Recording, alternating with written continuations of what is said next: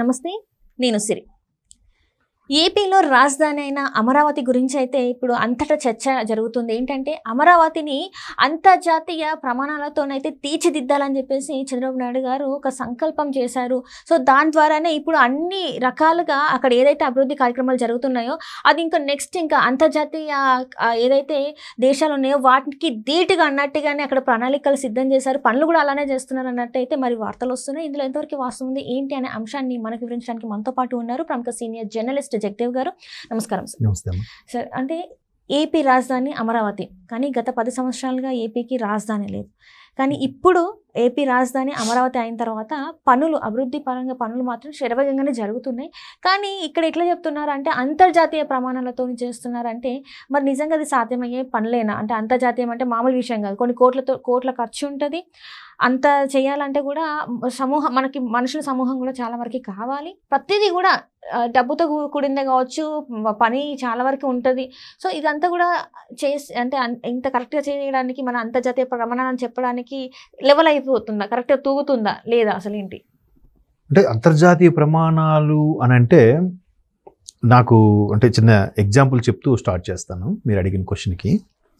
ఒక 20 years 15 years back నేను ఒక సర్వే చదివానమ్మా. ఏంటంటే ప్రపంచంలో ఉండే గొప్ప నగరాలు అన్ని రకాలుగా, అంటే పొల్యూషన్ ఫ్రీ, రిస్క్ ఫ్రీ, తర్వాత దాన్ని ఏమంటారు, దాన్ని ఏదో అంటారు, వాడు గుర్తు రావట్లేదు, అంటే ఇంత ఏరియాలో ఇంత జనాభా అంతకు మించి ఉంటే గుర్తు రావట్లేదు. సరే, అట్లా మొత్తం ఇక పచ్చదనం కానీ అన్నిటికీ ప్రయారిటీ ఇస్తూ రిస్క్ లేకుండా ఎంతమంది జనాభా ఉన్నారు దాన్ని బట్టి కూడా అంతమందికి సరిపడా మౌలిక వసతులు కానీ, నీరు కానీ, పొల్యూషన్ లేని గాలి కానీ పీల్చి అన్ని రకాలుగా చేస్తే, ఒక సర్వే చేస్తే టాప్ 100లో భారతదేశం నుంచి ఒక నగరం కూడా లేదంట. ఒక 52నో 42 నాకు సరిగ్గా ఫిగర్ గుర్తులేదు, ఒక్క చండీగఢ్ బెంగళూరు ఒకటి వచ్చింది అంతే. అంటే బెంగళూరు అంటే green city maybe but Chandigarh అయితే ప్లానెట్ సిటీ అంటే. మీకు బెంగళూరు కూడా పొల్యూషన్ ఎక్కువ అయిపోయింది కదా. ఈ రోజు కూడా బెంగళూరు ఎంత పరిస్థితిలో ఉందో మనం చూస్తాం. అంటే మేము చిన్న ఉన్నప్పుడు గ్రీన్ సిటీ అంటే బెంగళూరు అని జనరల్ నాలెడ్జ్ బిట్ ఉండేది. సో అట్లాంటివి తర్వాత 100 తర్వాతే ఉన్నాయి మనవి ఆప్షన్ తీసుకుంటే. సో ఎందుకు ఉన్నాయనంటే ఇవే. సో అలాంటి నగరం మన భారతదేశానికి లేదా, రాదా అంటే ఆల్రెడీ ఆల్రెడీ ఎస్టాబ్లిష్డ్ అయిపోయినవి చేయలేం, మార్చలేం. కొత్తగా నగరాలు ఏర్పడిన ఇప్పటి నుంచి అయినా వెళ్దాం. ఇప్పుడు మనకు చూడండి ఊర్లలో ఎలా ఉంటుంది, ఇరుకిరుకు సందులు, ఆ షేర్ ఆటో తప్ప, మామూలు ఆటో తప్ప ఒక కారు కూడా వెళ్ళడానికి కష్టమే. ఎదురు నుంచి ఒక బైక్ కూడా క్రాస్ అవ్వదు. అదే కొత్తగా ఏర్పడిన కాలనీలు అయితే ఒక 20 అడుగులు కనీసం రోడ్డు, మళ్ళీ అటు నుంచి ఒక 5 అడుగులు కాలువకి, ఇటువైపు ఒక 5 అడుగులు కాలువకి, అక్కడి నుంచి వాళ్ళ గుమ్మాలు కట్టుకోవడం, ఇవన్నీ ప్లాన్డ్గా. అలాగే కొత్తదైతే చేయగలము. ఇప్పుడు కొత్తగా ఏర్పడుతున్న ఏంటి అంటే అమరావతి. అందరి నోళ్ళలో వినిపించేది అమరావతి. దీనికి బాబు గారు ఇప్పుడే కాదు, ఆయన ఇప్పుడు కూడా నిజంగా విజనరీ అని అంటారు, అది హ్యాట్స్ ఆఫ్ అండి. అంటే అందరికీ రాదేమో ఆ టాలెంట్, కొంతమందికి వస్తుంది. అందరికీ తెలివితేటలు ఇస్తాడు దేవుడు, కొంతమందికి అలాగ ముందు చూపు ఉంచే ఆలోచన అనేది కొంతమందికి ఉంటుంది. ఇప్పుడు ఇండస్ట్రీలో అయితే సూపర్ స్టార్ కృష్ణ గారు అంటే ఏ సినిమా చూసిన వెంటనే ఇది ఇన్ని లక్షల, అప్పుడు లక్షలు కదా, ఇన్ని లక్షల, ఇన్ని రూపాయలు, ఇన్ని సెంటర్లో ఆడుతుంది చూడండి, రాసి పెట్టుకుంటాను వాడట. అలాగే జరిగేదట. భగవంతుడు ఆయనకి ఆ శక్తి ఇచ్చాడు. ఏ సినిమా ఆడుతుంది, ఏ సినిమా ఆడదు, ఏ సినిమా బీసీ సెంటర్లో ఆడుతుంది, ఏ సినిమా ఏ సెంటర్లో ఆడుతుందో కూడా నెంబర్తో సహా చెప్పేసేవాడట ఆయన. That is super star Krishna గారు, మహానుభావుడు ఎక్కడున్నారు కానీ.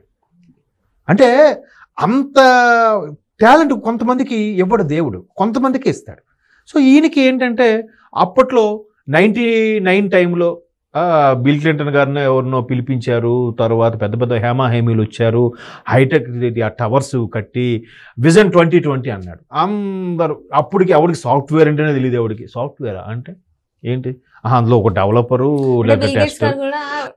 అన్నారంట. అసలు నాకు ముఖ్యమంత్రుల వాళ్ళతోనైతే అసలు మీటింగ్ నాకు అవసరం లేదని అన్నారంట. అవసరం లేదు కాదు అంటే అలా అని ఉన్నాడు. కానీ ఇప్పుడు ఏంటి అంటే ఆయన టైం వేస్ట్ చేసే బదులు ఇంకొంచెం ముందుకెళ్ళి బోర్డు మీటింగ్స్ పెట్టుకుంటే దీనికి 10 times ఎక్కువ సంపాదిస్తాడంట. 10 minutes అడిగిన దగ్గర 45 minutes ఎగ్జాక్ట్లీ. సరే 10 minutes ఇట్లా ఒక సౌత్ ఇండియాకి చెందిన ఒక స్టేట్ ముఖ్యమంత్రి వచ్చి ఇట్లా చంద్రబాబు నాయుడు, సిబి నాయుడు ఏదో అంటే సరే ఓకే 10 minutes ఓకే అనుకున్నాడంట. ఆ 10 minutes ఈయన ఎక్స్ప్లెనేషన్ దానికి అబ్బురు పడుతూ 45 నిమిషాలు బట్టి అలాగే ఉండిపోయాడు. పక్క నుంచి పిఏ రిమైండ్ చేస్తున్నాడంట, సార్ 10 minutes ఓవర్ అన్నట్టుగా, వెయిట్ అన్నాడంట. అంటే ఎట్లా అంటే అది అందరికీ రాదు ఆ టాలెంట్, అది మనం ఒప్పుకొని తీరాలి ఎవరైనా సరే.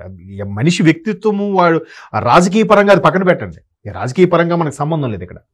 సో అలాగ ఒక్కొక్కరికి ఒక్కొక్క టాలెంట్ ఉంటుంది. ఇప్పుడు చిరంజీవి గారు మెగాస్టార్ అయిపోయాడంటే ఆషామాషి విషయం అండి. ఆయన వచ్చే టైంకి ఒక రోజులో వచ్చింది కాదు కదా, ఎంత ఓపిక, ఎవడెన్నా పడుతూ అదే నేచర్ కదా. సో అట్లాగా భగవంతుడు ఈయనకి ఇచ్చాడు. ఇప్పుడు మొన్న ఏం చేశారు, కూటమి ప్రభుత్వంతో పాటు ఏకతీర్మానం చేసి 2047 అని డిసైడ్ చేశారు, 2047. బట్ అందులో కూడా ఏదో ఉంటుంది మతలబ్. నేను అదే అనుకున్నది, ఈ 2024 కదా గవర్నమెంట్, ఇంకొక సరిగ్గా 20 ఏళ్ళు పోతే 34, 44 అనొచ్చు కదా, 47 ఏంటి, 100 years అవుతుంది మనకి స్వతంత్రం. ఎస్, అంటే అందులో కూడా అలా 100 years అవుతుంది చెప్తూ, స్వతంత్ర భారతదేశం 100 ఏళ్లలో ఏంటి పురోగతి అంటే, ఇదిగో ఈ మహానగరం ఏర్పడింది, ఈ 100 ఏళ్లలో అమరావతి అనేది ఒకటి ఉంది, ఒక అంటే ఆ విజన్, ఆ ఫిగర్, ఆ ఇయర్ చెప్పడానికి కూడా ఒక మేబీ ఆ భగవంతుడు అలా కల్పించి పలికిస్తాడేమో నాకు తెలియదు కానీ. సో మొత్తానికి అలా చేశారు. దాని మీద మొన్న పవన్ కళ్యాణ్ గారు కూడా, డిప్యూటీ సీఎం గారు కూడా మాట్లాడారు. సో ఇప్పుడు దాని ప్రపంచ స్థాయి నగరం, ఇంతకుముందు చెప్పాను కదా, సర్వేలు చేస్తే మన ఇండియాలో ఒకటి కూడా లేదని. ఇప్పుడు సర్వే చేస్తే ఖచ్చితంగా వచ్చేలాగా ప్రతిదీ గ్రీనరీ, ప్రతిదీ ప్లాంట్ సిటీ. అసలు ఇండియా మొత్తం మీద చండీగఢ్కి మించిన ప్లాంట్ సిటీ ఏది లేదంట, తెలుసా మీకు? చాలా మందికి తెలియదు విషయం. చండీగఢ్ పైగా ఉమ్మడి రాజధాని అది కదా, పంజాబ్కును హర్యానాకి. చాలా ప్లాంట్గా ఉంటుందంట. కాలనీస్ కానీ, రోడ్లు కానీ, యూనివర్సిటీస్ కానీ, స్కూల్స్ కానీ, హాస్పిటల్స్ కానీ, ప్రతిదీ సిస్టమేటిక్గా ఉంటుందంట.